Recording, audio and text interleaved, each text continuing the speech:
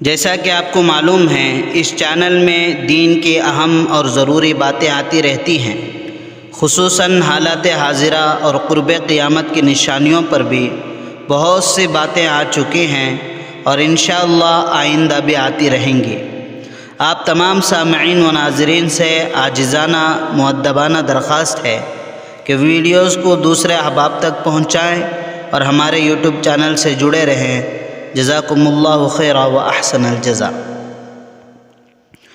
مولانا محمد یوسف صاحب کاندھلوی رحمۃ اللہ علیہ فرماتے ہیں، بے دینوں کو دیندار بنانے کے 3 راستے ہیں۔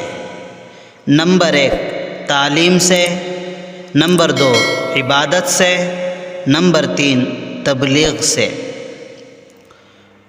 مولانا یوسف صاحب کاندھلوی رحمۃ اللہ علیہ فرماتے ہیں، مولانا محمد قاسم نانوتوی رحمۃ اللہ علیہ بانی دارالعلوم دیوبند نے مدرسے کے شرائط میں سے یہ شرط بھی رکھا تھا کہ حکومت والوں سے پیسہ نہیں لیا جائے گا، اخلاص سے جو پیسہ آئے گا اس سے مدرسہ چلے گا۔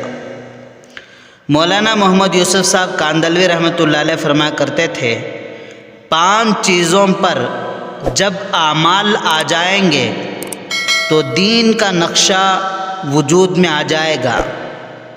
نمبر 1 یقین کی خصوصیت، نمبر 2 علم کی شکل، نمبر 3 اللہ تعالیٰ کا دھیان، نمبر 4 اللہ تعالیٰ کو خوش کرنے کا جذبہ، نمبر 5 نفس کا مجاہدہ۔